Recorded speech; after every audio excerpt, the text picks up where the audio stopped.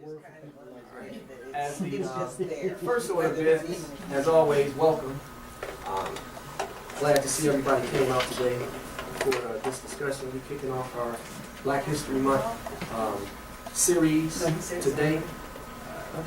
No more appropriate way to do that, I think, than following the path of Black history to the beginning of human history. So that's what we're going to do. And this is more going to be structured as a conversation. I'm going to do the setup, make some perhaps philosophical, theoretical, you know how I do, perspectives, and then we're going to have a conversation about some things. First, I want to make sure everybody has a copy of the latest schedule. Does everybody have that? Yes. Okay. We're going right through it and we're gonna this conversation is gonna lead directly into the next one, and you'll see how we'll do that as we go through it. But in any case, following the path of Black history to the beginning of human history, we've all seen this image before. It's accepted by the dominant culture, scientific community, and everything, and we're going to talk about that a little bit more as we go through it. Beginning today, I'm always, and I did it actually a couple weeks ago, but in my prior study group experience, we always began with a libation to call the spirits of our ancestors to be here with us in the room, and we still like to do that. We'll perhaps begin doing it formally with the libation ceremony at one point, but as a step ahead of that, we're going to make a practice of always finding a reference from our ancient sacred texts to relate to the topic that we're going to be discussing, or the message of some sort. So today, I pulled out a couple of references from a book called The Husia, selections from The Husia, Sacred Wisdom of Ancient Egypt, by Dr. Maulana Karanga. And we went to the Book of Kedi for this one, chapter 2, and it's page 50 in the book. And the Book of Kedi is one of many writings that are contained in a section that he refers to, that's referred to as the Book of Wise Instruction. You got some Tahu Tep in there, and a lot of others. But I thought it was appropriate to begin with this one today as we embark on our discussion about Black History Month and things related. So this one reads, as you see, following the footsteps of your ancestors, for the mind is trained through knowledge. Behold, their words endure in books, open and read them and follow their wise counsel. Of course, you know that's what we're all about up in here, and as you all are as well. And then secondly, I pulled another reference from the book of Ashishanti in the same text, where, and the thought began with this closing, these two closing sentences, and I'll address it as I get to it. But I had that memory, and I went back into the text looking for the portion that contained it, and this was the verse. And it encourages us to examine every matter that you may understand it. Do not say I am learned, but rather set yourself to become wise. Be gentle and patient, then your character will be beautiful. It is in the development of character that instruction succeeds. And it says, learn the structure and functioning of the sky, learn the structure and functioning of the earth. And to me, that's a call, quite obvious one, to learn everything that you can all the time about anything.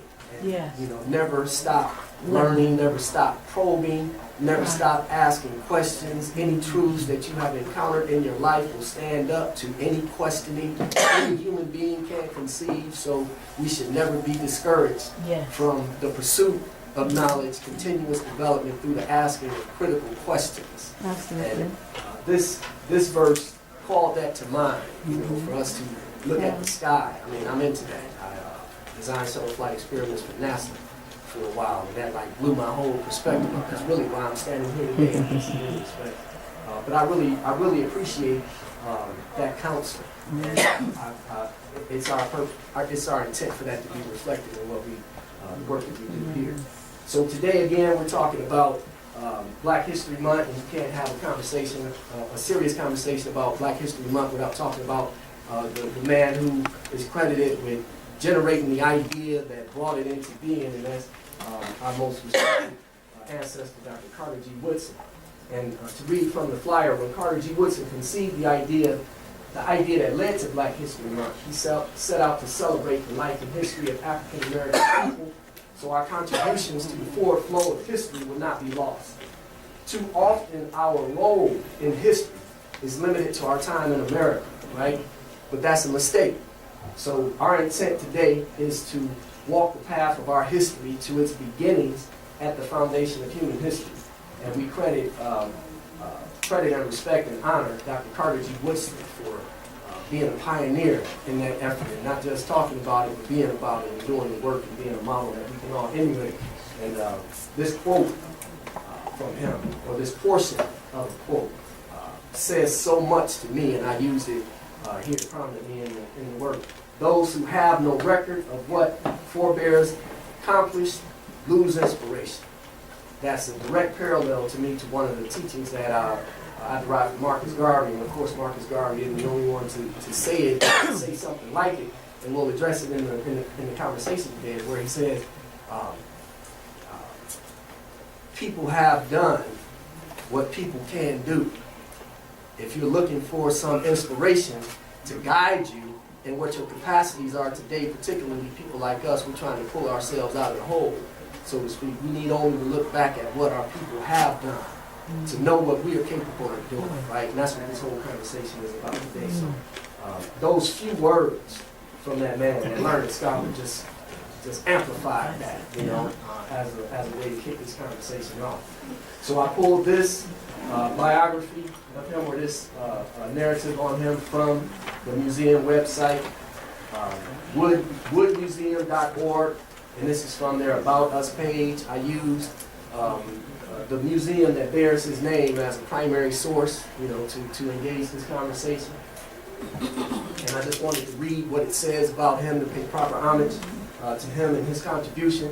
It reads, the father of Black History Month, Dr. Carter G. Woodson, was born in 1875 near New Canton, Virginia. He was the son of formerly enslaved people. That's the only edit I'm going to make. I don't call our ancestors as slaves. They were enslaved humans, mothers, wives, fathers. You know, we got to restore that dignity. So, right. He was the son of formerly enslaved Africans, right? In 1907, he obtained his BA degree from the University of Chicago. In 1912, he received his PhD from Harvard University. In 1915, he and friends established the Association for the Study of Negro Life and History. Around the time he was about 40 years old. A year later, the Journal of Negro History began quarterly publication. In 1926, around the age, he was 51, close to the age I am now.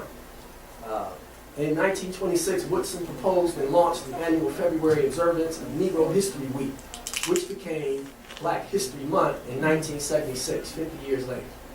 It is said that he chose February for the observance because February 12th was Abraham Lincoln's birthday, and February 14th was the accepted birthday of Frederick Douglass. I think you've all heard that before, right? Dr. Woodson was the founder of Associated Publishers, the founder and editor of the Negro History Bulletin, and the author of more than 30 books. His best-known publication is The Miseducation of the Negro, originally published in 1933 and still pertinent today. He made his transition in 1950. I won't say he died because he's still here with us. We're talking about him today, right? So he's still here with us. He made his transition in 1950. But Dr. Woodson's scholarly legacy carries on. Ashe. Ashe. He also said, those, as I mentioned, and this is the complete quote, I did a brief excerpt on it. Those who have no record of what their forebears have accomplished lose the inspiration which comes from teaching of biography and history. Clearly that's true. You know, I like to point out how in the dominant culture, they make a point of celebrating their history and their people. You know, we got some, you know, paper with toxic ink on it in our pockets, you know, with pictures of people on it. You know, that's paying homage to their ancestors and all of that. And they would encourage us not. Of course, we know that. But that's what it's all about, one of the things anyway. Dr. Woodson, for his part, was clearly committed to recording, preserving, understanding, and sharing all of the known history and accomplishments of African American people he could find. His purpose was to ensure that we and the world know what we have done, so we and the world will know what we can do and should do going forward. Right? He understood the importance of legacy towards understanding ourselves to best define and structure our daily purpose. With that, I conclude that he would want us to understand ourselves today in the most expansive ways to help us accomplish these things and carry forth his vision. To better understand Dr. Wood's mission and purpose and merge that understanding with our purpose for today's discussion, I went to the website for the museum that bears his name to see how they interpret and apply his mission and purpose in their daily work. As shown here, the museum's mission is, and I quote, to preserve, present, and interpret African American history and to engage a broad and diverse audience through these activities. They want to, and again I quote, to promote an understanding among various groups that comprise their community, to enhance our ability as a society to respect each other, value diversity, and foster equal rights and social justice. I interpret that all to mean they want to understand African American history in its deepest and most meaningful way to use that knowledge to help create a better world. That's the way I interpret that. They want to lead by example. In other words, they're not talking about waiting on other people to figure out how to make that happen. There you go. They developed an idea, Right. you know, for how we can contribute to that in a meaningful way, and they're taking the That's lead right. by making that their mission, right, to do that. Just like Dr. Woodson did, you know, publishing 30 books in that day was no small feat, right? No. Doing all the other things he did, you know, he had to have a mission, make a commitment to doing that. Doesn't happen unless you see that in you, right? We'll talk about that some more. Here at the African Restoration Project, we think that aligns with the mission and purpose we put forth to define our work here, right? Which is why we engaged the topic. As shown in this mission statement that's taken from our 2-month schedules. But the often repeated model for our study group, perhaps, I think, best captures and conveys the thrust of our work in the way we interpret and apply our parallels to Dr. Woodson's work for today's discussion. And if you've been here before, you probably heard me say it, but if not, you know, here it is for the first time. The model that I use for our group is this. What you'll do for yourself depends on what you think about yourself. And what you think about yourself depends on what you know about yourself. And what you know about yourself begins by necessity with what you call yourself. So then we ask, who are you? What does that mean? Not only from a theoretical standpoint, but from a practical standpoint. Do you think of yourself as a nigger? If you do, you're going to do nigger type stuff. You know, that's what we expect. That's right. You know, if you think of yourself as kings and queens, then we have every reason to have expectations that you're going to project king and queen type behavior. Yes, sir. You know, if you're a leader, you can't just talk about being a leader. You got to lead. Yes. You know, if you're a warrior, Yes. well, what you warring against? All You know right. what I mean? You know, it's time for, you know, to go beyond conversation. However you define yourself, right? Yes. Preach. So, who are you? Right? Yes, yes. We organized in 2009, building on a 23-year tradition.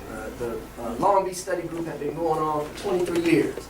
By the time the elders took a vacation and asked the next generation to fill in. Right? Okay.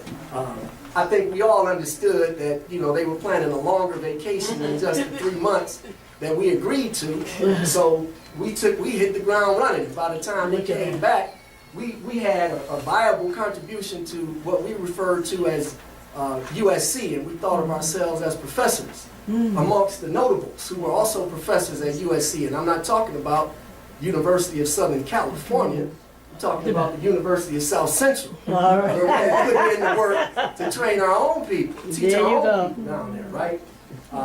So we meet every week down there, and as we say, we promote and study our best cultural wisdom and history to inform and inspire us to create a better world. We join them in believing that we need to take the lead in doing this, not wait for somebody else to do it. And we believe it begins with the idea.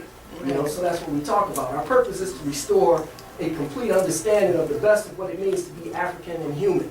Our strategy is to apply and develop our knowledge for the benefit of people near and far. Our commitment is to the objective truth and our highest capacities to perceive it. That's why we come here every Saturday. you know, we're thankful that you see some value in that and join us when you're able to, right? Got to go back to where I left off. So then we ask, who are you? And of course, that's a relevant question to engage here at the start of what's most widely known as Black History Month. A follow-up question could easily consider whether our understanding of ourselves and our contributions to the forward flow of history are affected or limited by the way we define ourselves or what we call ourselves. Most simply, do we gain the best understanding and appreciation of who we are and our contribution to and role in the forward flow of human history by limiting our consideration to the period of time that we've been known as African Americans, Black people, or any of the modern variants? And to capture all of the history and the ultimate inspiration Dr. Woodson referred to, if we limit ourselves to that identity, construct, and that period of our history. I think that's an obvious no, right? Our model reflects the reality that identity and self-concept is the start of everything for human beings in this world. A great people only becomes a great people by conceiving of themselves in greatness. If we can't and won't conceive it, how could we possibly achieve it? All right. Of course we're not. The battle begins, it's a battle of ideas, perceptions. Ideology is where this begins. So we got to get our thought game together first before we can talk about anything else. If we want the world to think and act differently, then we have to conceive of new thoughts and actions that can change the world. Then apply them in the most meaningful ways to become, in the most meaningful ways ourselves, to become a model of how people should exist. If we're waiting on sick people to change and show us the world how it should be, well, we're going to stay in the cycle that we've been in. We got to accept that, right? That's right. Those who lead, teach, most often by example. Now, there's another way they can teach and lead. It's with bullshit. And, you know, it could be argued that those who've been leading for the last few thousand years been leading with bullshit. Because that brings us to, you know, where we are today in many, you know, diminished capacities. Right. So, but our history and respect for the people who brought us into being requires that we approach our leadership through a morally grounded teaching, leading by example. That's the difference between us and them. You know, whoever us is, whatever their skin color may be, the ultimate difference becomes a question of how we engage the world.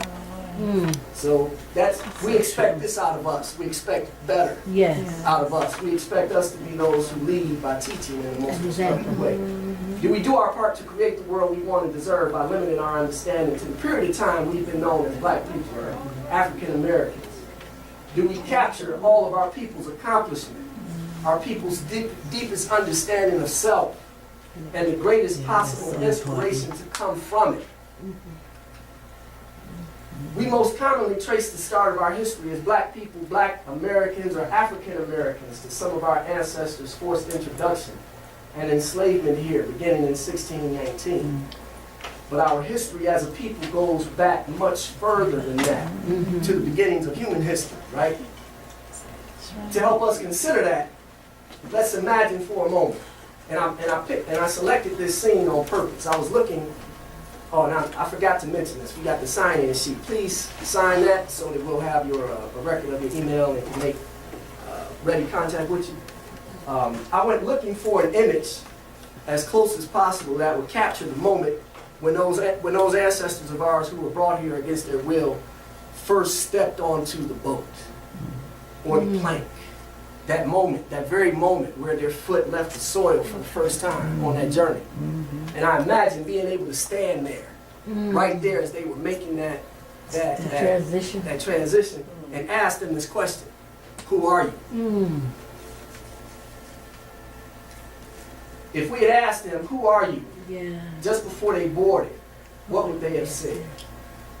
Would they have defined themselves as Black people? Did they understand themselves that way?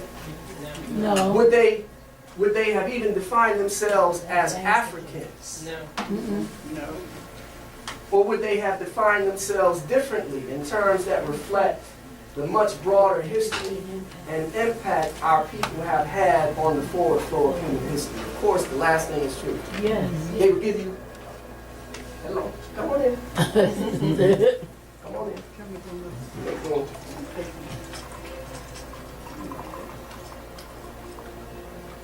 Hello, welcome, good to see you. Somebody invited us in. And you're very welcome. You take a seat right up front. Go on and sit You're down. almost about to make me applaud that you walked in the door. Hello. Hi there. Hello. Welcome, good to see Yes, you. this is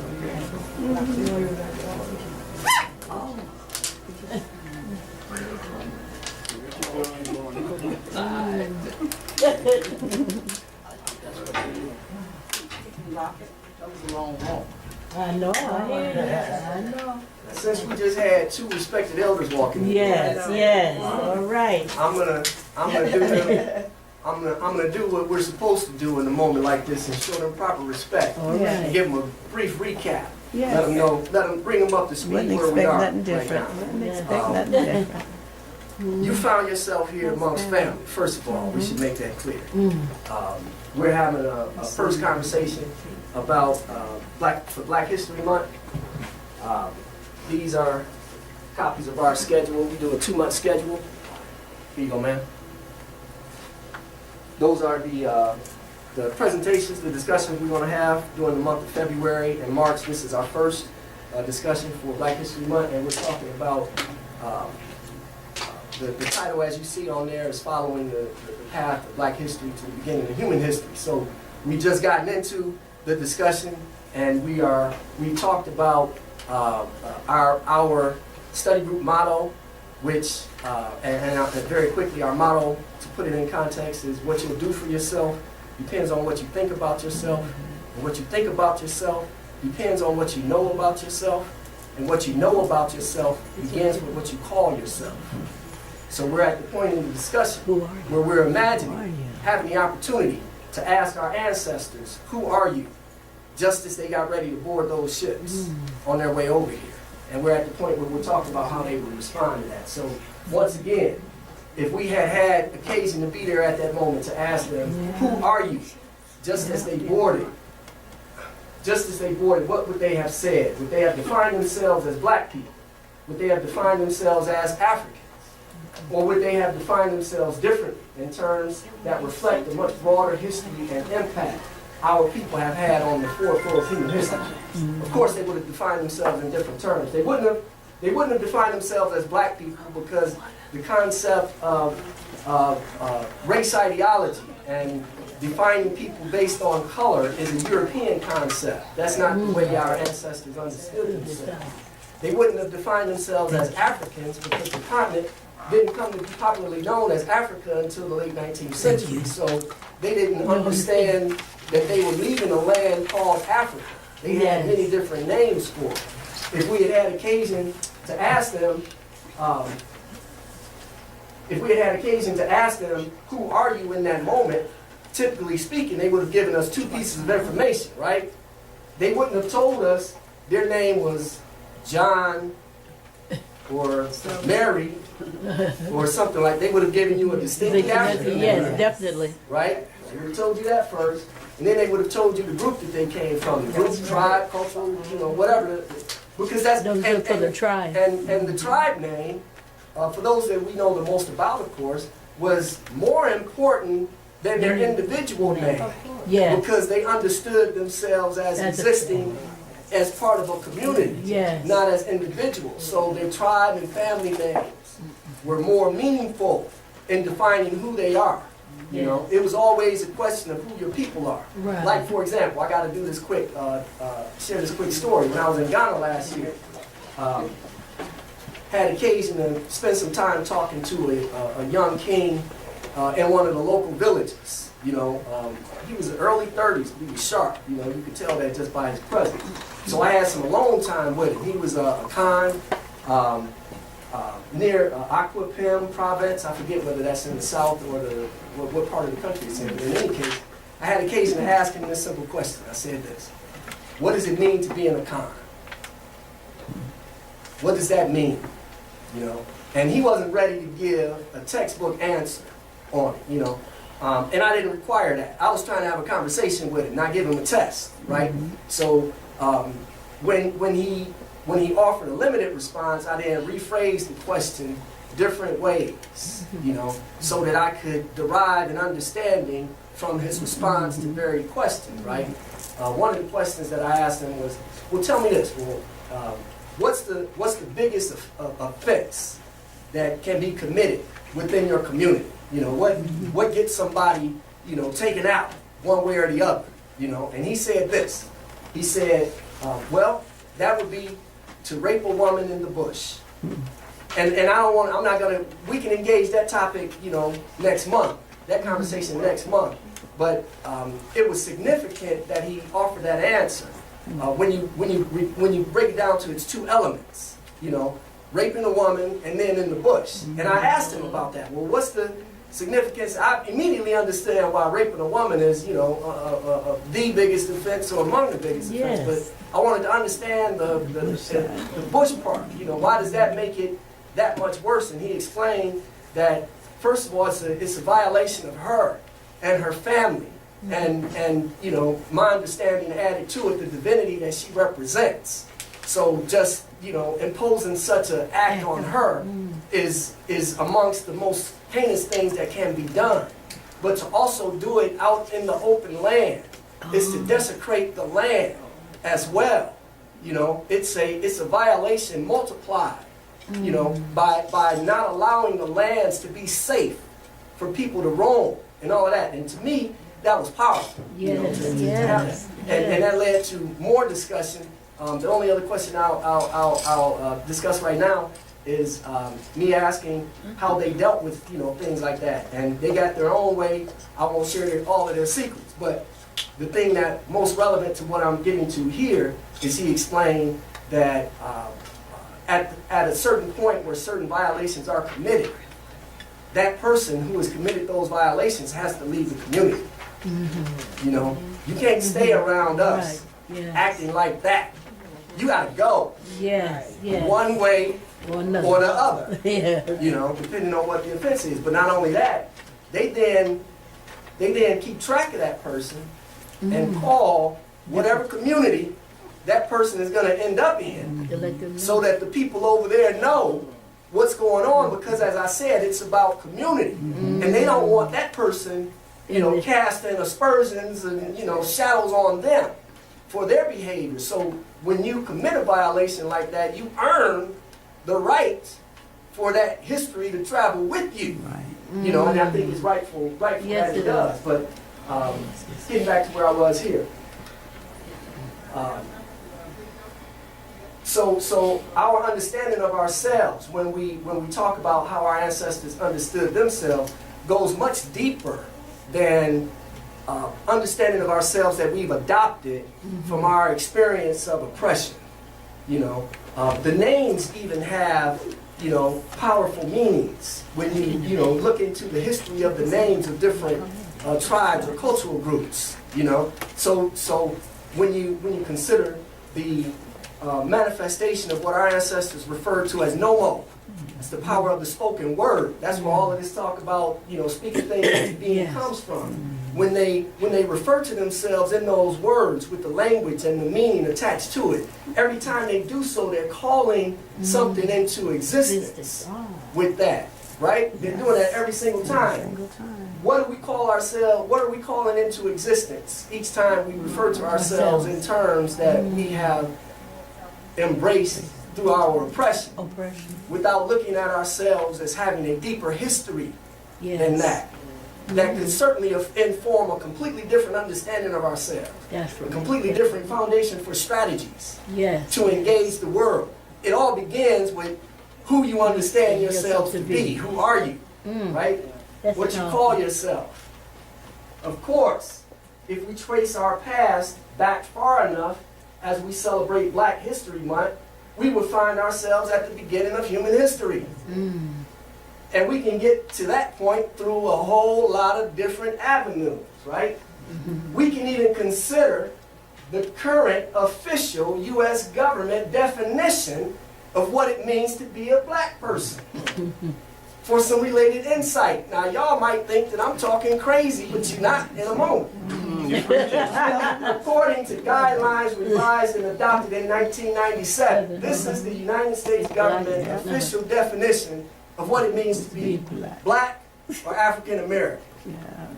Black or African American is a person having origins in any of the black racial groups of Africa. Terms such as Haitian or Negro can be used in addition to black or African American.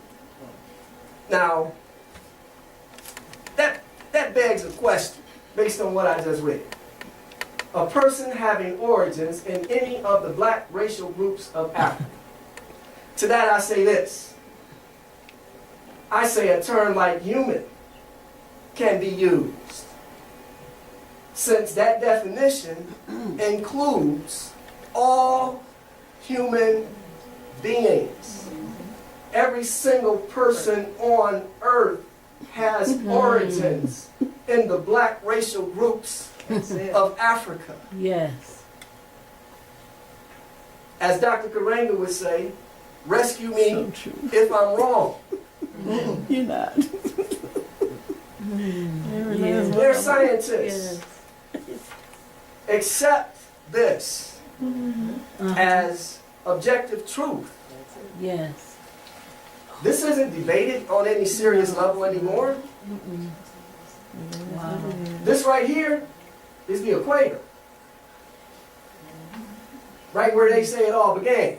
Right where our people say it all began. Right there.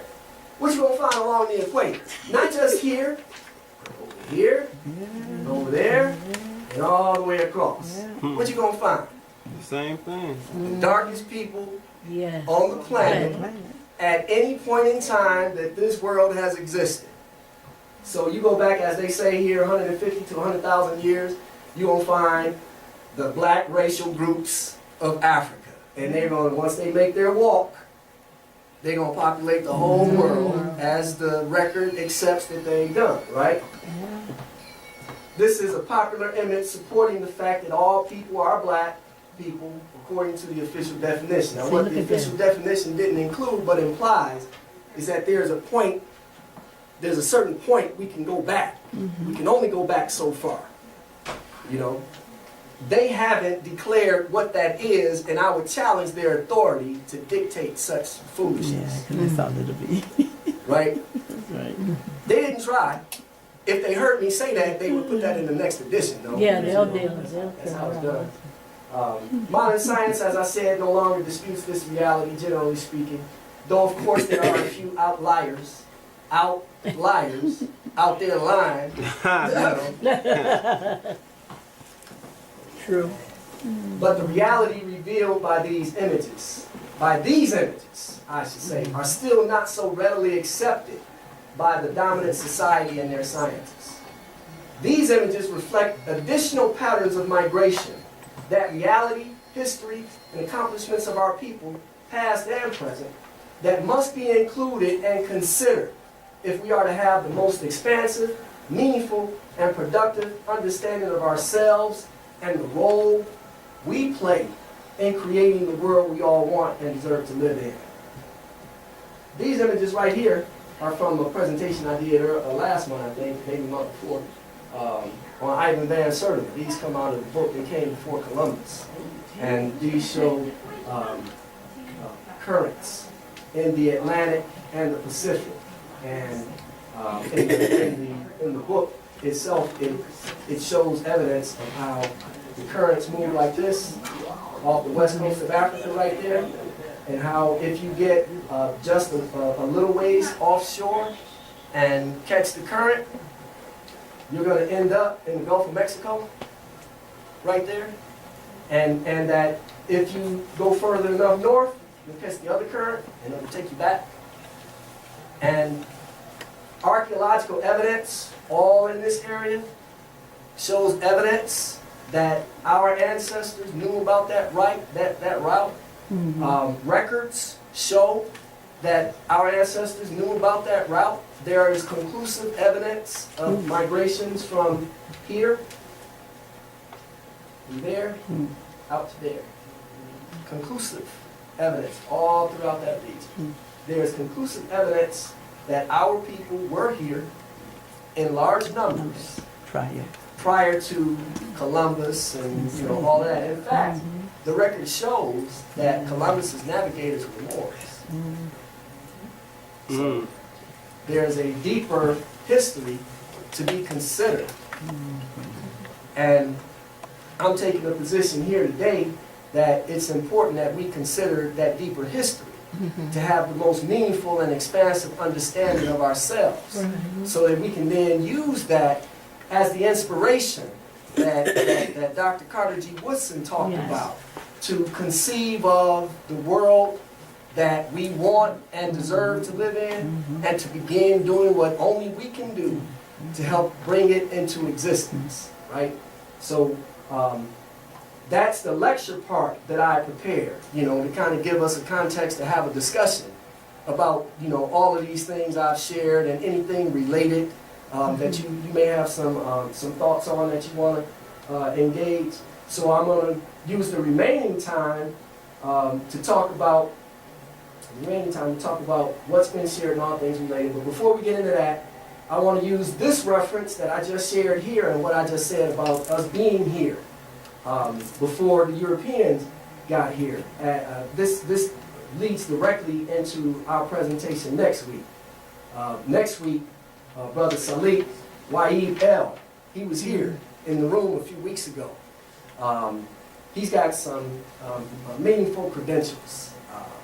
He is an advocate for an indigenous identity amongst us. His conversation initially, to me, I perceived it and received it better than any other person who has engaged me in a conversation about sovereignty and our being here and Moors and all of that kind of stuff. Some of the time those conversations are too far out for me to say it respectfully. And I told him, as I've told many of those people, because a lot of those people make it seem like the Moors just dropped out of the sky.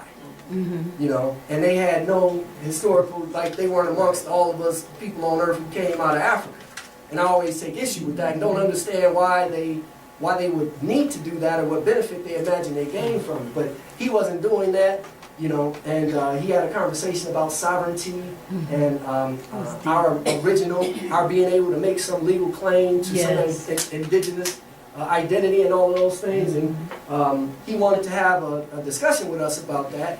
And I felt that, and what I would always do with anybody else who would come up here and have the benefit of your time and attention, I hit him with some questions to see if he can stand up to the other questions I'm going to ask him and the questions that you all would ask him. I'm not going to have anybody up here who's going to waste your time, in other words. So this brother is a community advocate and a historian. He's certified in, I can't speak to it specifically, but certified as a indigenous lawyer or something to that effect. So he teaches the related material. So next week he's going to come in and lead us in a conversation about that. And if you sign the email list or you're already on it, you'll get the flyer that I'll send out tomorrow night about that. And then you can plan to come and join us. So with that, let's see. That's the discussion for today. And before I kick off the discussion, or maybe I should wait until after. Wait until after the game, since we didn't have when we do videos and stuff like that, that gives us the opportunity to kind of have exchange during the process. But since I've just kind of been talking, I think I'm gonna wait till later to do the business side of things and just kind of let us get into a conversation based on what's been introduced, and then take it from there. And I'll flip back to that. Let that image sit up there and marinate while we engage in discussion. So what do you all think about the conversation that's been introduced here and the ideas shared? Brother Angelo? So in your opinion, what do you think we should refer to ourselves as? Indigenous, or Well, I think there's not a single answer to that question, in my opinion, except generally speaking, I refer to myself. Well, I'll give you all of the names that I use to refer to myself. all of the identity, titles, like where that's concerned, and it depends on the context, right? Formally, I'm African American. Depending on who I'm talking to in the context, I may define myself as Pan-African or New African. And if I'm talking about New African, that's always with a K, and the K is significant as being new in more ways than just the word new, new thought, new perspective, grounded Right. in in the original, but embracing what I believe to be the ancestors' call for us to not be grounded in their ideas and add our own to it. Right. If it's a progressive project, everybody got to add their piece. So I think they expect us to be grounded in what they left for us, but advance it, with our own energy. So I'm typically African American, New African, Pan African. Or I might mix in a couple others, if I think that's the right thing to do. Ultimately, though, I select identity, as I've tried to indicate here, thoughtfully. It's not something that I engage lightly.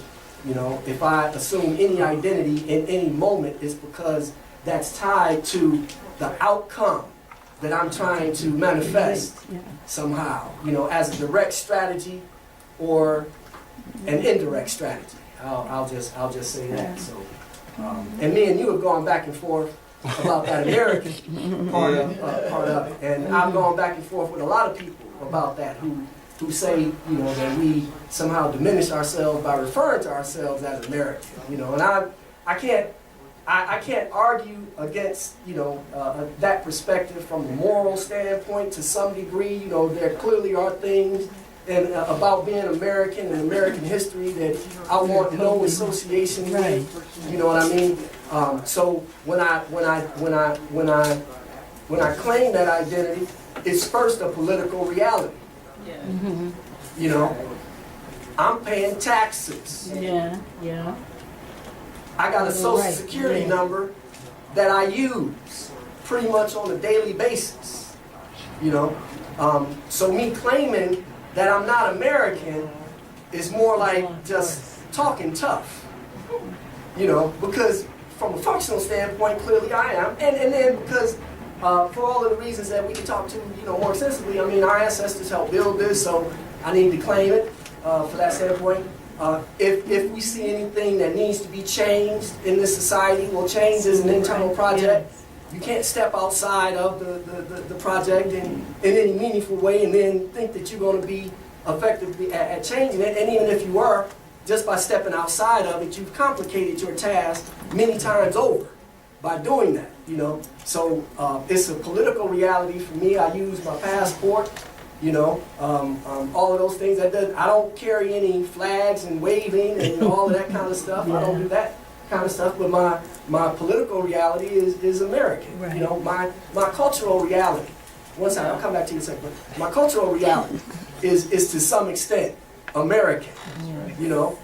I like to show that I'm grounded in a deeper value system that's not about greed and exploitation and all of that kind of stuff. That's about. And I would say this because we have to do this, we have to put it in these terms too. The things that America claims to be about and all of its beautiful papers and all of those flowery claims that it makes. That's I'm grounded in that kind of stuff. But I recognize that if we're going to bring it about, we got to be on the inside and we got to be working strategically to make that happen. So there are many reasons why I embrace that American part. But I was about to say about culturally. There are many things culturally that I reject, but there are some things culturally that I can't pretend aren't a part of me. I'm gonna make this example real quick, and this is from a sister who traveled to Africa. We're part of the same organization for a while, and she explained to me that she got over there and she was staying with a family there. May have been in Ghana or Tanzania. I think it was Tanzania. And she was staying with the family, and it came time for her to run a bath. You know, she went in there, you know, with her old American self. I blame America. She went in there with her American self and ran a full tub of bath water, you know, so she could stretch out and, you know, get her relax on and all of that. Yeah. And the lady, you know, who she was staying with, came in and saw that and had an African fit. You know, what are you doing? You know, that's enough water for 4 or 5 people. You know, because they engage the world from a different. They have a different relationship with resources, natural resources, right? Yes. But she explained when she was telling me that story, she was laughing because she is one of those people who would like to claim sometimes that she's not American. But in that moment, she was smacked dead in the face with her American reality. You know, she wants to luxuriate, you know, in a deep tub, you know, feet up, all of that kind of stuff. You know what I mean? And she declared that she don't want to let that go. That's a part of who she is.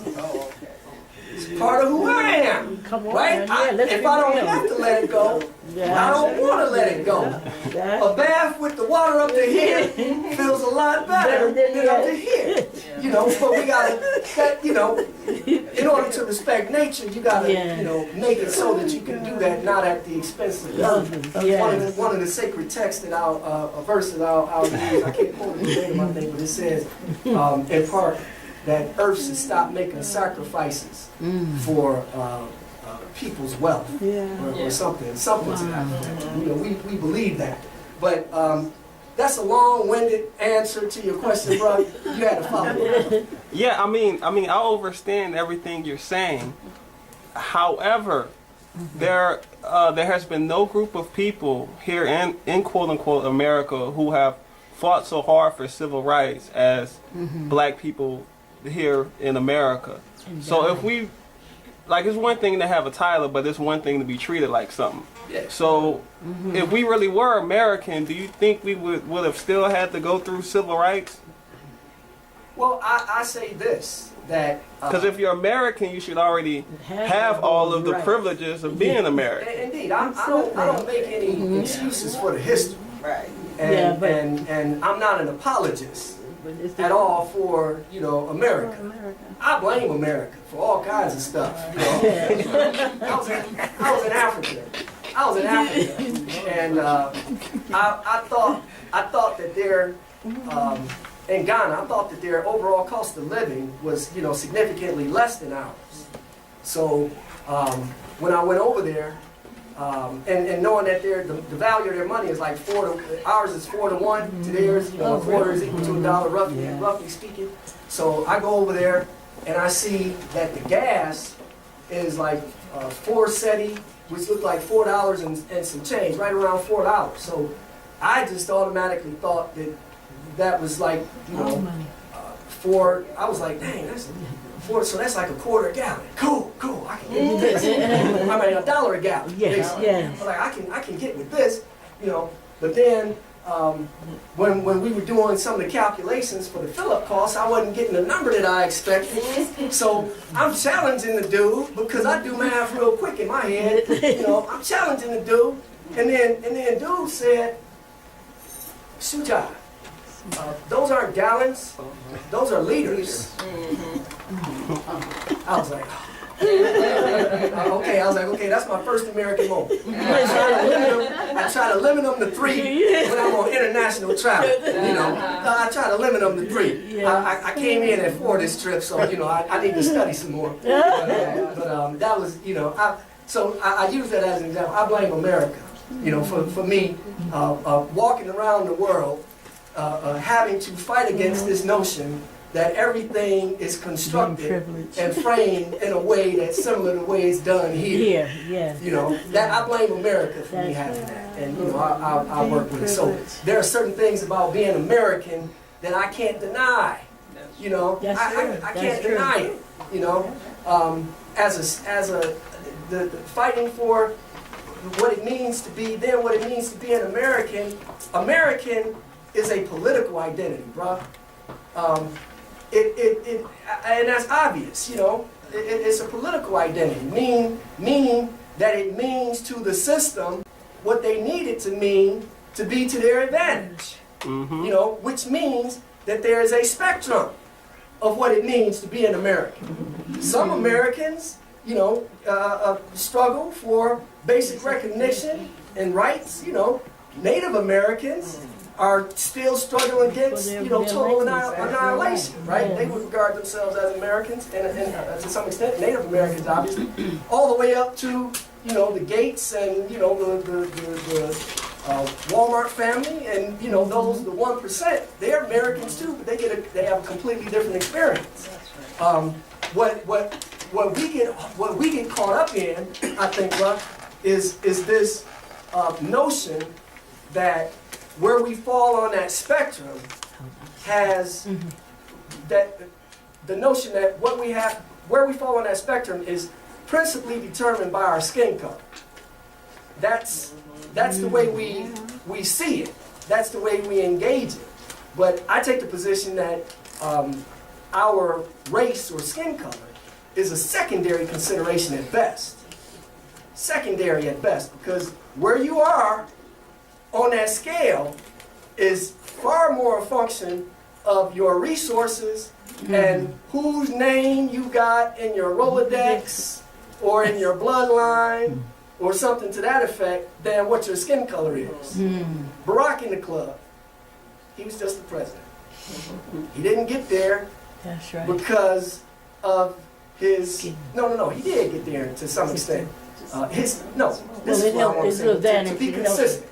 His skin color, I argue, was a secondary consideration for why he was the chosen Elected, one. yes, yes. We all know he ain't the first brother who could sing, give a good speech, That's right. know how to treat his woman in public, all that. He ain't the first brother that was qualified.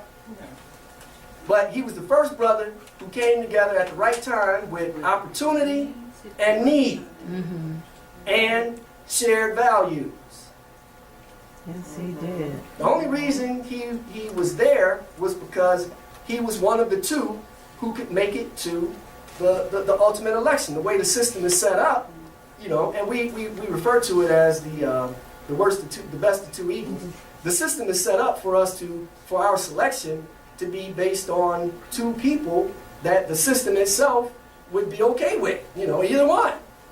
Now, all of the revolutionaries have been weeded out by that point. So whoever has the most political gain out of those two, because that's what it comes down to. We saw that. We've seen that many times the last 20, 30 years with the person who won the popular vote not actually winning the election. That just shows that the other people had a stronger political gain, right? So that's a political identity, you know, and so for everybody it is. So I use it as that, you know. In other words, is I impose a whole nother round of challenges on myself by walking around the world claiming I'm not American. Can I make a comment? Please. This is for you. Yes, ma'am. Okay, so last year, me and one of my daughters and some of my grandkids and my husband, we went on vacation in Thailand. So because it was so close to Cambodia, I told my daughter that Angkor Wat is on my bucket list.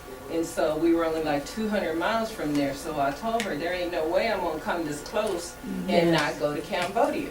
So me and my daughter and my oldest granddaughter, she was 15 then, 15. So we left my husband and my son-in-law and the younger kids, we left them in Thailand. So we got on a plane early in the morning and we flew to Cambodia. And so we went to Angkor Wat. And so here we are coming back, in the airport, getting ready to go back to Thailand. So some guy stops me and then asks me if my daughter, because they were over to the left, my daughter and granddaughter was with me, and I said yes. And so he says, well, y'all come on over here. So he tells us, well, you have to spend the night in Cambodia. You can't just come here one day and leave. You gotta spend the night. And it's like, we can't spend the night here. We gotta go home tomorrow. We cannot spend the night here. My husband and the other kids they're in Thailand. We can't stay here. And so the very first, because after he started like like this, he wasn't gonna talk to us anymore. You know, the very first thing we said, me and my daughter, oh, we got to go to the American Embassy. We are not gonna stay here. Hell, show me where the American Embassy is, because we gotta get out of Cambodia. Yeah. But anyway, so we actually did get out, but he made us go through a few little changes. So it was like, why did the guy sell us this plane ticket when if he knew that we had to spend the night? Why did he sell us this plane ticket?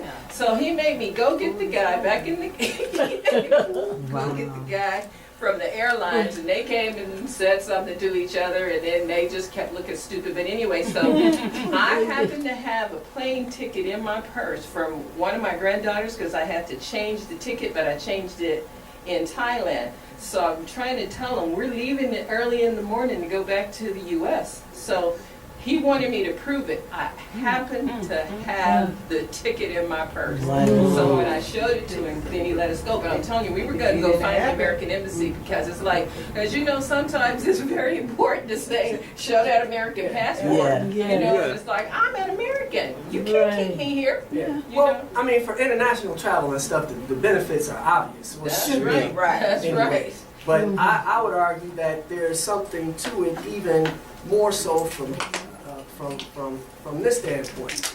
I would challenge, as I've done with you and others, anybody who wants to dismiss that identity, to explain how doing so is to their benefit. Right. Now, I understand the heart of a warrior or would-be warrior, you know, revolutionary, you know, even if they just would be, you know, warriors or would-be revolutionaries. I understand how such a declaration could create a warm feeling in your stomach and make you feel, you know, like you're doing something, you know. But from a practical standpoint, what is the benefit that comes from declaring that you're not American?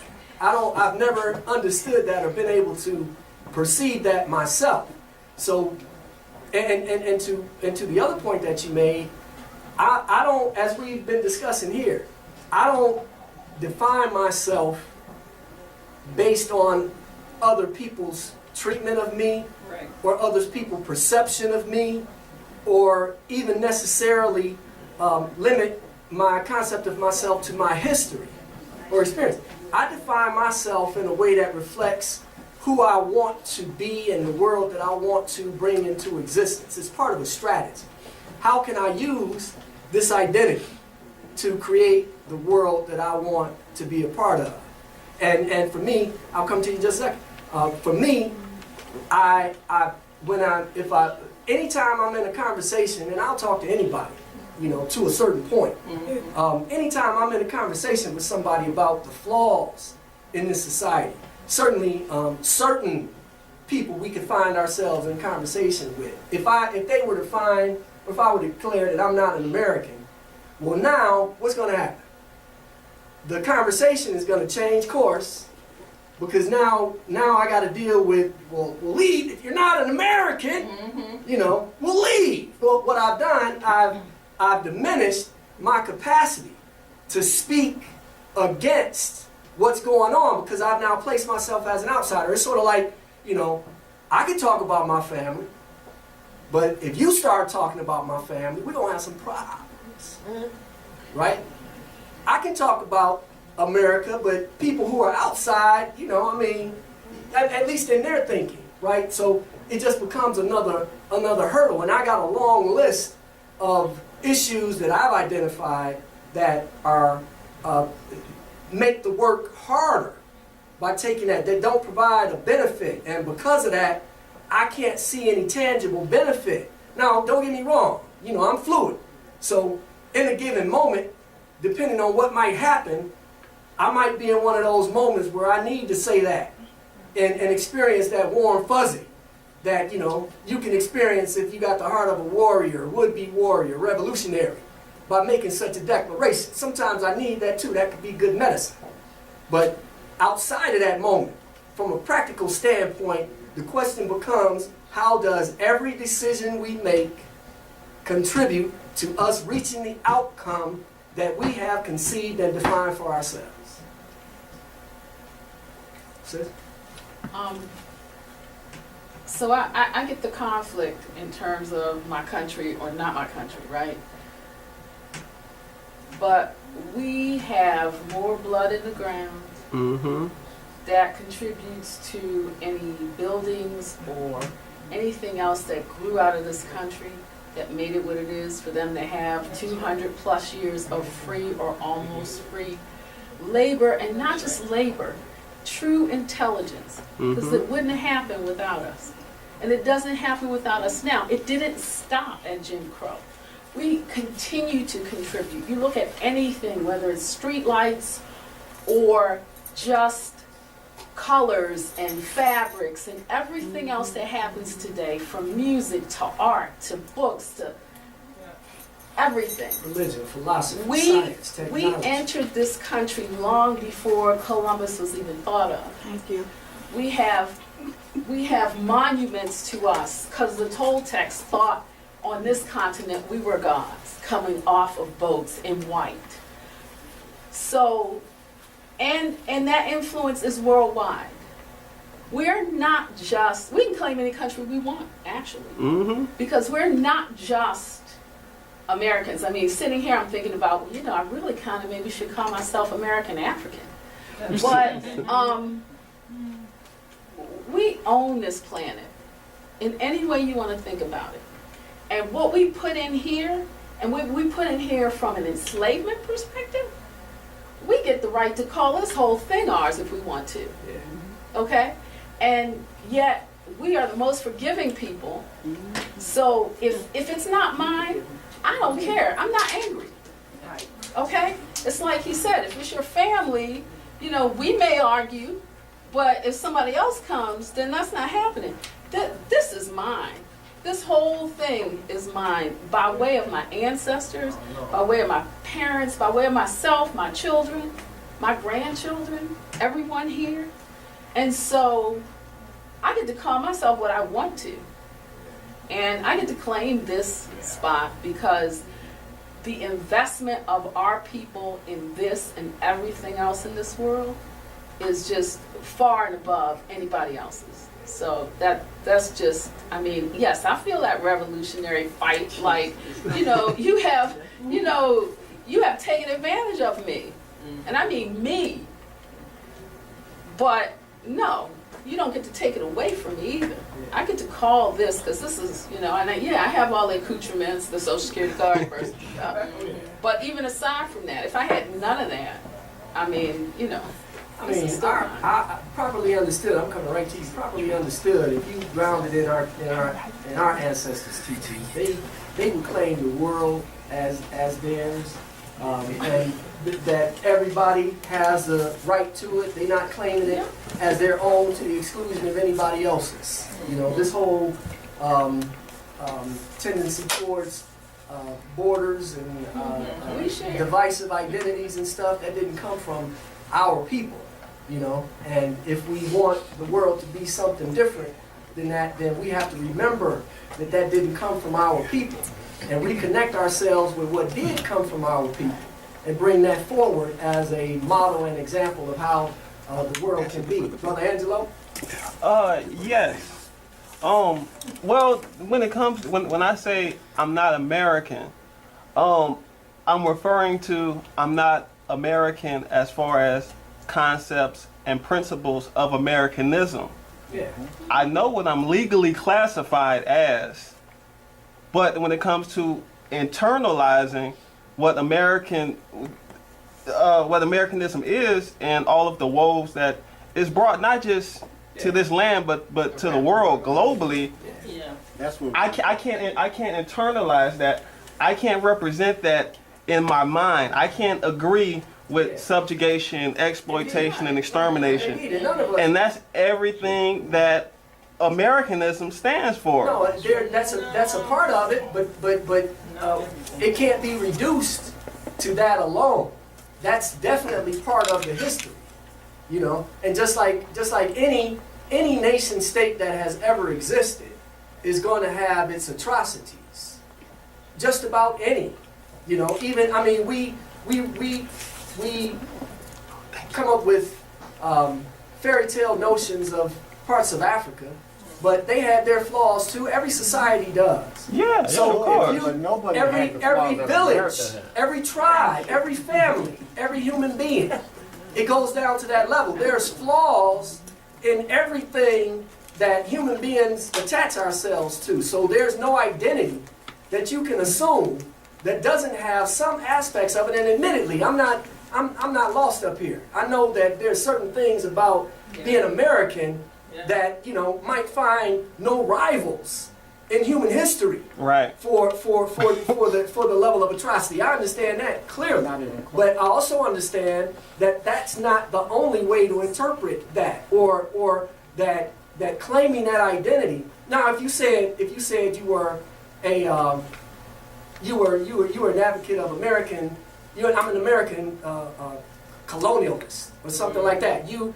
assign some added component to that speaks to your values, because what you're talking about is that, if I understand you correctly, and I believe I do, is that you don't embrace a whole host of those negative values that are encompassed in the experience of what it means to be American. And certainly that's true for everybody in this room. You gotta know that that's true for me.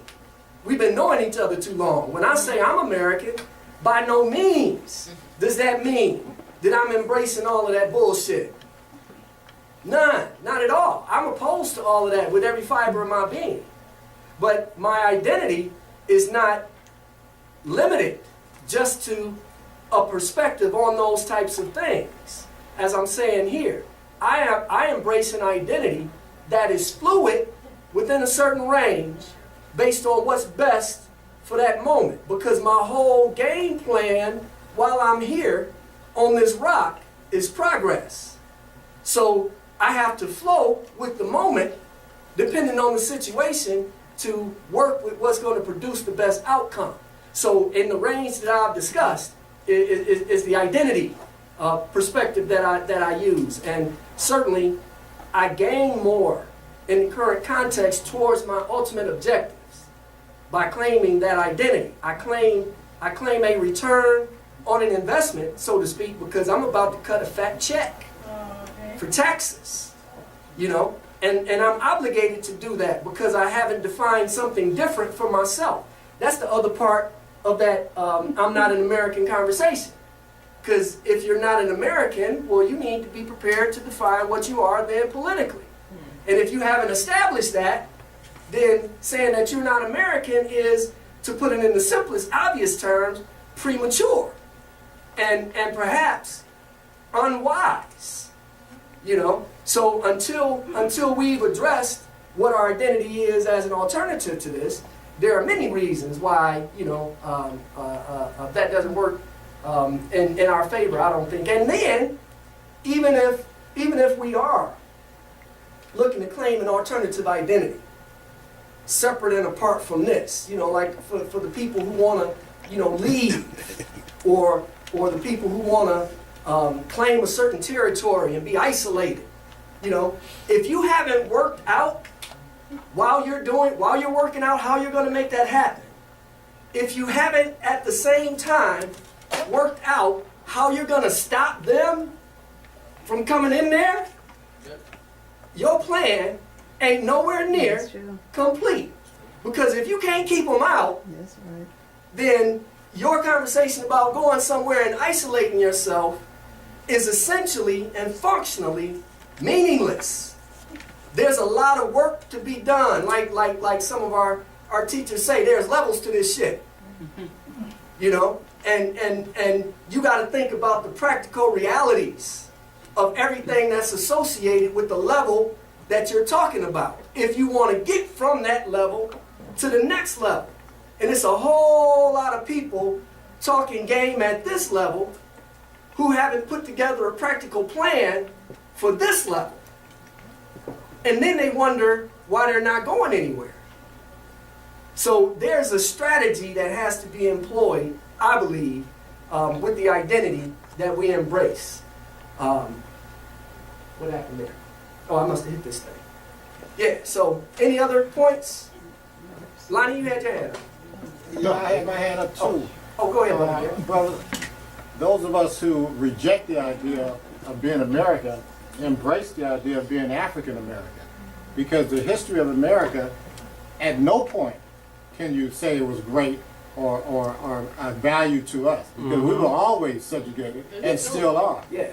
And there's no upside to it, Yeah. except the fact that when we go abroad, when I go to Africa, I always say African American, because you're already a celebrity when you say American. But Yeah. when you uplift Africa, then they love you also. Yeah. But the Yeah. idea of us saying that we are not American, anybody who is black and has a knowledge of the history that we have lived in for these 400 odd years, and says, I am American, and does the Star Spangled Banner and salutes the flag, has a problem. You know, they got some slave syndrome that's really locked up in them, because there's nothing in America, in this entire land, that has been positive to us since we've been here. You make an excellent point, and I think it aligns perfectly with what I said about values. Now, that uses African, in that context, African American as an adjective that implies a certain set of values that are different from the values that are implied when you say just American. Absolutely. What we're doing is saying that by African, I'm not just American, and I don't just say, to your point, I never just say I'm an American. I'm an African American. I wish I had. I'm sure you do. I wish I could go back and edit every comment I've said to make that clear, because that's the reality. Oh, we know you, I say brother. African American, and that, as you point out, that distinction is real in terms of what it implies and in terms of what it's supposed to mean But we in our claim the daily history practice. of Africa at the same time. When we put Africa first, we claim the history, which is a great history, Yeah. which has plenty of bloodshed, of course. Indeed. We've been killing each other for a long time, both sides. But we never did what the European has done. Yes. We never enslaved anybody. Indeed. Took away their ability to learn, their ability to write and to talk, and to keep their own religion. So we're not on that level, and I don't think we should ever accept that level. As this chart shows, and I didn't even talk about the hair doll here for those who are interested. This was, in 1969, they did a recreation of a boat using the same type of boat-making technology that was used in ancient Kemet to qualify this, to actually see if they could just get off into the water and end up in the Gulf of Mexico. Well, this thing lost steering about 30 miles offshore, somewhere over there, and got caught up in the current. And just as predicted, without steering, ended up in the Gulf of Mexico. 1969, they did that. I forget the point that I was about to make when I went off on that diversion. What were you, Sister Vic? There's a replica of that in the museum above the Omega heads. So when you go out, if you look above the Omega Yeah. section. I was about to make to your point, Brother Derek. I was about to add join you, because we had through knowledge of this route, we had contact without conquest. Right. For centuries. We got records of Mansa Musa making that coming over in the 1300s. Go the richest man on earth. Huh? Mansa Musa. Yeah. The richest So man on earth. contact without conquest. Why? Because those people who came from over here had a different value system than the people who came from up here. Now there's a lot of debate about why that is. I got an opinion on it. It can't be simply, my opinion anyway, it can't be simply reduced to skin color. Because I see people of all shades doing crazy stuff. I'm not saying that any other people on earth have ever created a system of enslavement like they did here. That's unprecedented. Just one second, sir. That's unprecedented. But I see people of very melanated complexions doing everything from genocide to predatory capitalism to holding people in bondage. I'm not saying they do it on the same scale. What I'm saying is that I see a continuum amongst humanity of the potential for the same sets of behavior in all people. They have that. They have that. But what we find, and it's indisputable, is that the people who've come from this part of the world, though, across the board, generally speaking, looking at the numbers, have a higher potential, capacity, tendency towards certain behaviors than these people do down here. That much is clear, right? Question is why? If we stop with just skin color, well, I don't think we get to the bottom of it. I don't think we get to the bottom of it. And I'm not going to claim that my idea is original. It's most certainly not, because I'm just trying my best to recite what I learned reading from Cheikh Joke's teachings about how the last ice age trapped people up here behind ice for 20,000 years. You know, we talk about the caveman and all of that kind of stuff. That's the period they're talking about, where they were isolated from the warmth of the sun up here in the high north. This is the equator. And this map ain't accurate. This map ain't accurate. These things are a bit further north. So this is the cold territory up here. Down here, just like when I was in Africa a few weeks ago, and everybody who's been there knows it, it's just green everywhere. It's tropical. This is the equator. Runs right down there. That's tropics. Meaning that because of its proximity to the sun, nature has provided so that the people can, on any given day, walk over to a tree and grab enough food to eat and sustain themselves and their families. In that type of an environment, you're going to get a different type of people to emerge because of the conditions that they're experiencing. That's what makes a human being, right? Not just your genetics and what you're born with, but the experience you have in whatever environment you're in. It affects you physically as well as spiritually and emotionally. It frames you, right? So those people down here, because they weren't struggling with nature, that gave them occasion to sit back, throw their feet up in the air, and look around and think, wow, somebody, somewhere, something, some spirit is being so good to us. And because they weren't struggling for their survival at the same way, they conceived of things that the world is still benefiting from today. First concepts of religion, spirituality, science, math, technology, all of those things. Had a special appreciation for women, more so than these people up here. Well, you think about it, they behind ice up there in the ice age. They're struggling against nature. They're fighting against bears and wolves for scarce resources and all of that stuff. In that environment, it's reasonable to conclude that people could begin to perceive that women have less value.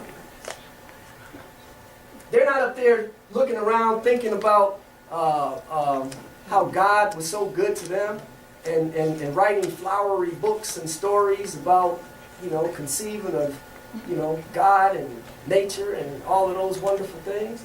Their environment is completely different. So it stands to reason to me that they would be different, because of where they come from. You know what made me think about that? Because I'm from right in here, Detroit, Lower East Side, Detroit. Much like South Central, that's why I fit in so well in South Central. Depending on what part of town you go in, you run into people who are experiencing a different but similar type of desperation as those people experienced up there. It's a man-made desperation, right? Because people have purposely taken jobs out of the community. And they've purposely put weapons and varied forms of drugs and stuff down there. But they've created a condition of desperation that's similar to what these people were experiencing up there in some respects, right? What I noticed when I thought about the experiences that I had with some people there, other places that I lived, people who look like me, be some of the most brutal people that I've ever encountered, especially in those neighborhoods, because their consciousness is being framed by their experience.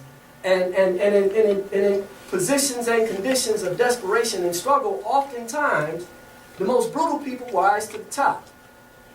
In the worst neighborhoods, it's the hardest, most deadliest killers who run it, right? Just like I imagine that coming out of what they experienced up there, you had the hardest and most brutal who, rose to the top and they took their show on the road. So we have to look deeper than just skin color to the environment that created it and the consciousness that it produced as a result of that. I believe if we really want to get to the bottom of, what the distinctions are and what that means and where certain behavior patterns came from and stuff. You had a point, sir? Yes, sir. I was just thinking, coming from the teaching of Honorable Elijah Muhammad. See, we drove them up into that ice age. We was down here in the good land where you're talking about because we were the gods. And when they disobeyed and started messing up civilization, it's right there in the Bible. We drove them up into them hills and caves and grew up in the ice age. See, so it's not a matter that, see, we have to ask, how did the Iceman get up in the ice country? We drove them up there and kept them up there for 2,000 years until we sent Moses up there to civilize them and brought them out because they had a time to rule. So what we looking at is their time is up. The reason that we here having this discussion now, because everybody trying to get their ideas and their minds together on what they should do or what's going to happen and all of that, because the time for the Iceman, this Caucasian that we drove up into the hills and caves of Europe, his time is up. He was given 6 days or 6,000 years to do his work, and that time is up. And whatever he does, it's not working anymore because our people now has become enlightened of what's happening. And so now they're questioning his ability to rule and everything that he come out, but Well, I'm thankful that our people are waking up, but also that all people are waking up. Because if we look at it with eyes wide open, it's happening all over the world. It's not just our people. And while we pay homage to and respect all religious perspectives, but we don't operate from a religious perspective. Here, we're definitely spiritual, and you have to be that in order to have appreciation for the diversity of religious thought, and to be able to appreciate each distinct and unique perspective that's offered. But the perspective that's advanced here is grounded in the evidence that can be found and traced to support the narratives. Now, a lot of the religious narratives are a result of what human beings have always done, taking what they understood to be true or what they didn't know, and using their creative ability to come up with a moral narrative to relay that perspective or to fill in the gaps. And I got respect for the perspective that you share, but we ground it and we use our sacred text, but when we get into a conversation like this, I'm going to the evidence as much as possible.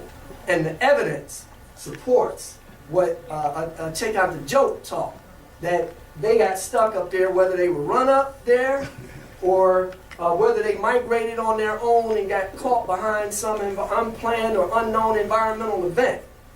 They ended up there. That's the indisputable truth of the matter, supported by the record and even their own perspective on it. And as a result, again, to move on, we argue here anyway that it's the results of being in that environment that can be traced as being central to the practical differences that we see from people coming from those two different parts of the world. Brother Shujana, what about the people who survived the Sahara? I mean, that's got to be pretty tough living in that area. But they didn't come out trying to murder the whole planet. Well, I mean, it's a different type of desperation. And let me be clear, I will never assume the position of an apologist for them. I can do my best to reason as to a certain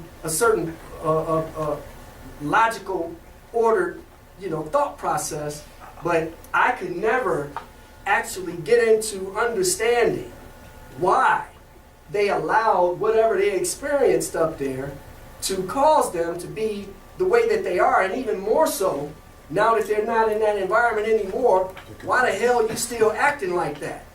Maybe it's the melanin. Well, It's deeper than that. It is deeper than that because again, they got people on their team who look like us, and they are perfectly content with the commitments, consequences, and spiritual ramifications of all of the behaviors that we're talking about here. So I would love it to be so simple that we could, make it a question of melanin content, but the record shows that don't hold up. Well, what we're forgetting to mention is that, yes, you're right, it's deeper than skin color, but it's also deeper than environment. Because what the Anglo-Saxon has, he has a calcified pineal gland, unlike melanated peoples of the world. A calcified pineal gland, it not only affects your communication and your reverence toward God, but it also skews your image of the world and your perception of self. So these Anglo-Saxons, they are operating off a skewed perspective of human life. I would say this, bro, that it's the people who do the foul things that we lament who have the problem. It's not, I see that conversation about the pineal gland in that context as a response to the race-oriented thinking that we find ourselves in that ultimately feeds the beast it seeks to destroy. That's not race, though. It's scientifically proven. Their pineal gland is calcified. But and it does that may be true. But the link that I'm making, the link that I'm disputing, is the extent, the effect that has on the behavior that we're complaining about, because it's behavior ultimately that we're talking about. And if we look at the behaviors that we lament, certainly, there's some behaviors that only the 1% can do. That's tied to resources. But when we look at behavior that runs afoul of what would be considered as good, normal, human, decent, any behavior like that, a whole lot of people with fully functioning pineal glands, behave in a way that betrays the notion that an active pineal gland is the determining factor in whether a person walks well in the world or walks like a viper in the world. I'm not saying that melanated people are perfect, because we all do things. I would dismiss that with no further conversation. But like I say, science proves that having a calcified pineal gland, it does affect your perception of self and your perspective of the world and how you see nature and everything else. I won't dispute that, but I'm challenging the notion that then the status of the pineal gland is the determining factor between who are good people in the world and who are bad people in the world, because that's ultimately what it comes down to. It doesn't matter what color your skin is. Valuing people based on skin color is a European idea. Our ancestors valued people based on their character, the way they engaged the world. They said it wasn't their skin, it's not a human being's skin color that's the single most important element of their being. It is their spirit that defines who a person is. It's how you engage the world, not what your skin color is. That's not our ancestors' teachings. Our ancestors measure people by the way they treat other people and the world around them. That's why the single worst thing that you can do in an Akan village is rape a woman in the bush. That's why. Because it means something different. Okay. Your spirit is based on your knowledge and the knowledge that you have been taught. Of whether you know, your thinking. See, if you go under a certain knowledge, you accept that knowledge, and if you agree with it, then your spirit is in that. Absolutely. So the white man, the Caucasian man, was taught to do his devilishment, and he got a system that he built around that thinking, and he rewards people who think that way, and he destroys people that don't think that way. See, so it doesn't matter. It's not a matter. He's the determining factor as long as he's in power of what's wrong and right. Yeah. He determines what's wrong and right. And just like he made the Negro, black folks over 6,000 years ago made the white man and taught him to do and to think the way he thinks. The white man brought us over here on slave ships, beat us up, put us in slavery, and taught us to think the way that we think now. And some of us holding on to that, but the more knowledge that we get of another way of thinking, the more we get away from that old slave way of thinking. Right. And that's what's going on now. Yeah, that's what this whole conversation is about. I mean, the ancient Kemetu taught that the human person is perfected through knowledge.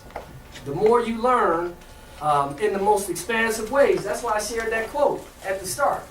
Study the earth, study the stars, study everything in between. Learn as much as you can about you and everything around you.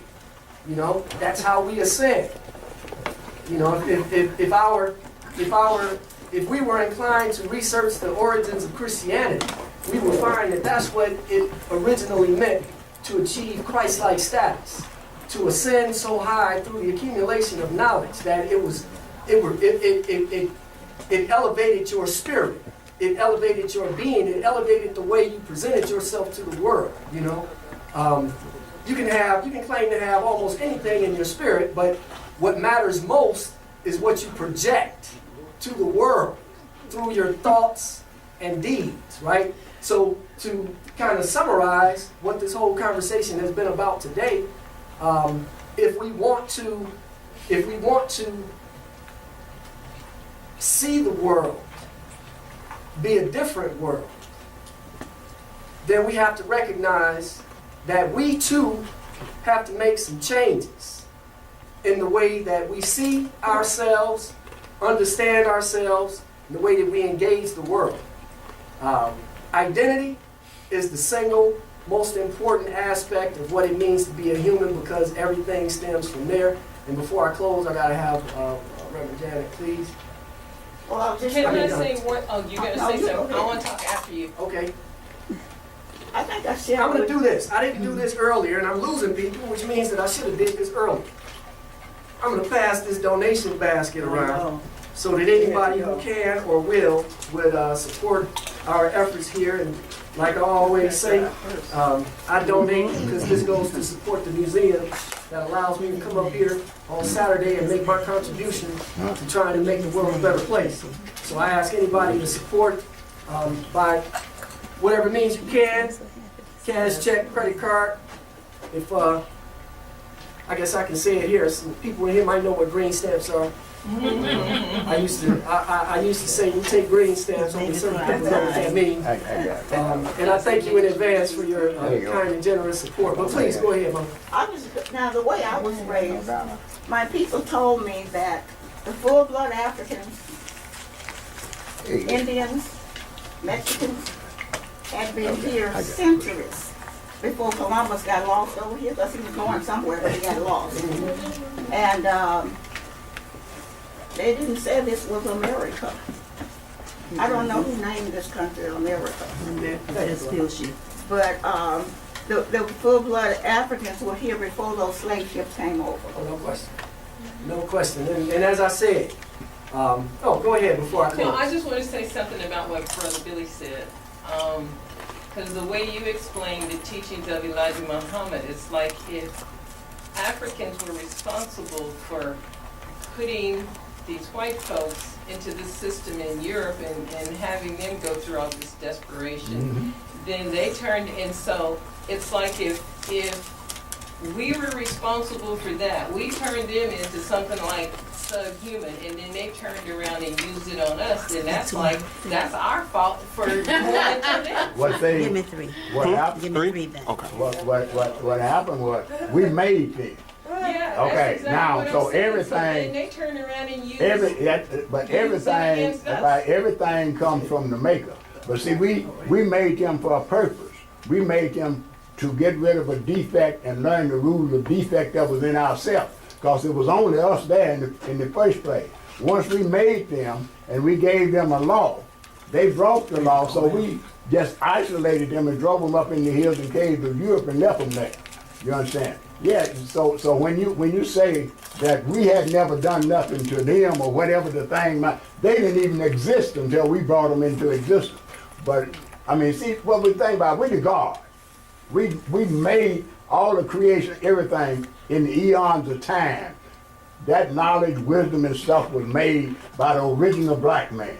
And we made the white man from a defect that was in ourselves. It's really right there in the Bible. And when you go into the Genesis and it read, let us make man, when they made man, it was all God before they made man. After they made the man, then it became the Lord God. But you know what? And that whole thing went on. Where I grew up in the deep south, if it hadn't been for the females, you would have never met any black men from the south. Well, we ain't talking about man and what the gender.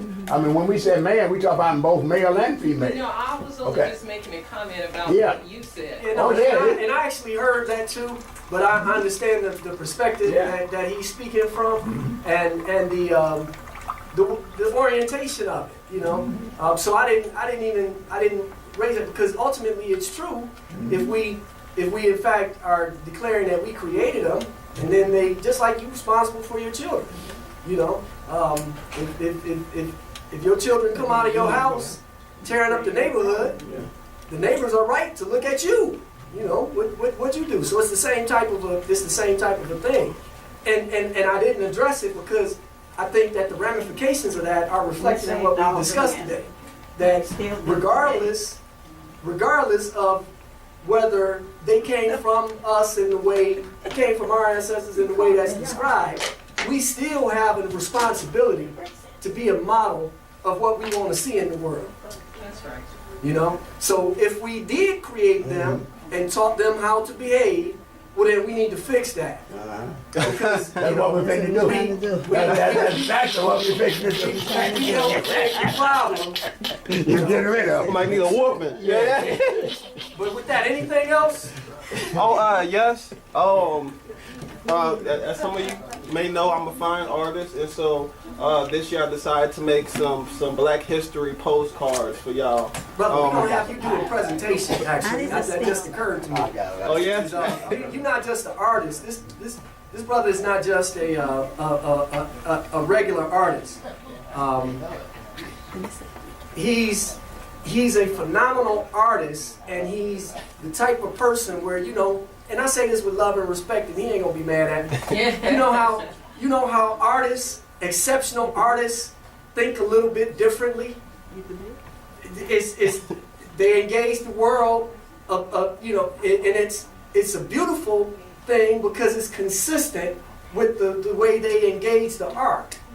And this brother is a quintessential artist in that respect because he is an absolutely massive artistic talent. Absolutely massive talent. His work will compete with any portrait work you've ever seen done by anybody, period. Take a look at the postcard. Yeah, and I'm selling these So we don't have postcards. to do a session, bro. I'm selling them $2 a piece or $1, whatever you have. It has my original artwork on the front and then a little poem I got on the back too. And I'll be doing I'll be creating a new postcard with my art every week of Black History Month. Are they all the same? Yes, this is the first one. Next week I'll come with something different. I have a new postcard. I'm doing a new one for every week in Black History Month. Super talented, brother. Thank you, man. May I just say something? Please. It's not much. It's not even a critic, just a thought that I had. And I know as you were explaining the origins, to a certain degree, I wasn't here to hear all of it. But then you made reference to like how certain religions are grounded in certain things. And from that, I feel that people perhaps look at us, because you look at me and you say, oh, there's that Muslim. And maybe, because this is not the way most Christians dress, but I'm that too, because I was raised as that, and it's because of that that I am where I am. From the knowledge gained from that I am where I am today. I look at it as an evolution. Yeah. And I just want to say that we were taught that the earth itself, all of this was not called Africa. Okay, you had Upper and Lower Asia and all. And no matter where you find our fossils, all over the world, it's going to be black. So to me, and we're not going to get into that long conversation about that, but I do also know that to say just like, even though we are here in America, but even that title, African American, is separate. It's a separatist title because blacks were brought here and dropped everywhere, all over the world. See, but and I think that kind of, we black people here embrace that more than we embrace blackness. And I see that because I don't see the reflection of that except Black History Month, Kwanzaa, we come out in garments and all, where our people are hurting everywhere. And you know, and we don't think about that, but we glorify who we are with garments and clothing of African. And it's not like we are just a religion. We don't even call ourselves a religion. And much of the teaching is grounded in facts. And books that have been taken from, what's that library? Library of Congress, and then also from Egypt, who has the oldest histories that exist. And I'm just now noticing through certain studies that I'm working on, I already have a master's degree, but I'm working on another one in health psychology. And I'm looking at the foods that we have been told not to eat. And many people say, why not? You know, we did a workshop at a conference and one of our doctors had different things up there. And one of them was like the potato. People are like, oh my God. But nevertheless, I'm looking at scientists today confirming what we have been doing. I'm like, my God, look at this. They're really confirming those teachings through scientific evidence. So sometimes things, you know, everything is evolving. Everything, you know, as right now, for most part, we stand on the information that we have available. A lot of the information that we do have available was written by right folk, put in, and circulated by them. And there's still a lot more. So like you said, we all are growing and wanting the world to be a better place. And it just takes a lot of knowledge.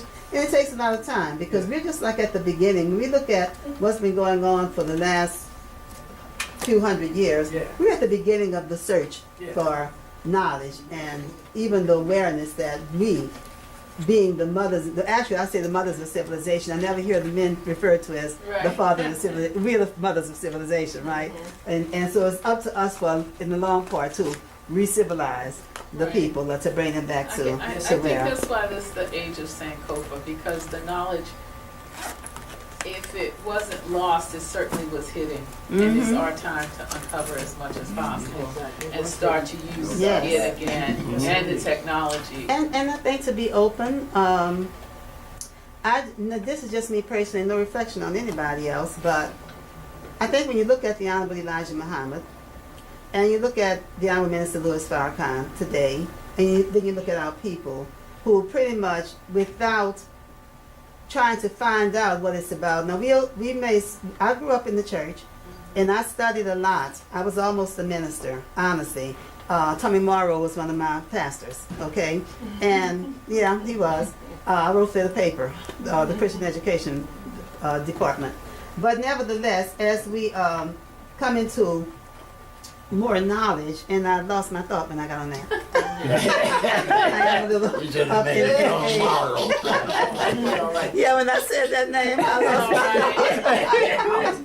I was just gonna say to the comments that you made, the introductory ones in particular, that, you know, with me, I mean, I coordinate the study group, and Yes, sir. the ideology that I bring to this is, or the understanding that I bring to this is that the religions that people embrace serve the purposes that they needed to serve in their lives at that point without limiting. I mean, where they are then. And doesn't mean that they'll always be there. It doesn't mean that they're not going to always be there. But I respect everyone for what it provides for the people. We're completely, you know, I'm non-religious, completely non-religious. So in this room, all religions are appreciated, and the people who would, we judge our interaction with that in a moment on how the person presents it. You know what I mean? I will always push back against any definitive language, you know, because that's not what we're about. I have to maintain, we have to maintain our objectivity, our impartiality, you know, here. So I always make a point to try to do that. But I actually believe that, and I don't even know that it could be said it's just a belief, that the victory that we've been in pursuit of for so long is a numbers game. You know, meaning that if we're going to stop collecting L's and start collecting W's, then we're going to have to reorganize ourselves in some way where we produce the numbers to hit the critical mass that's necessary to, you know, change things. Right. And I certainly don't see how continuing to define ourselves or distinguish ourselves based on religion, I'll even say it, ultimately skin color. That doesn't mean that I want everybody in my organization. It means that the realities of the current moment require, if you're serious about changing the world, you to work with your people and me to work with my people. You know, like Minister Malcolm said, as a way for us to, you know, go forward with it. It doesn't mean that they're not welcome in this room. It ultimately doesn't mean that they're not welcome in the organization. You know, because once your work has proven who you are, well then what else need be considered?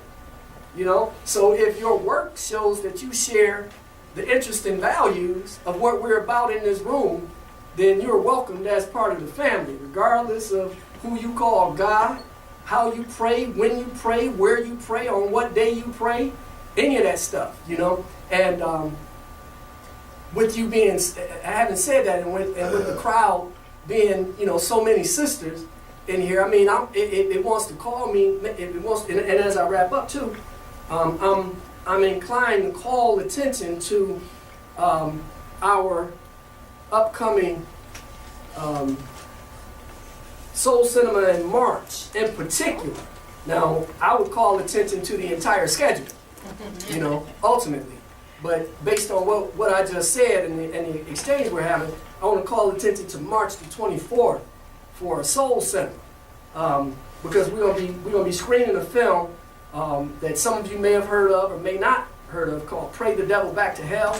Anybody ever heard of that film? All right, well, I'm gonna tell you that if you can't make it here on the 31st, I got that wrong date. That's the 31st. I got March 17s on there. It's March 17, March 24th, and March 31st. Let me get that correct. March 31st, Soul Cinema, Pray the Devil Back to Hell. It's a film about a women's movement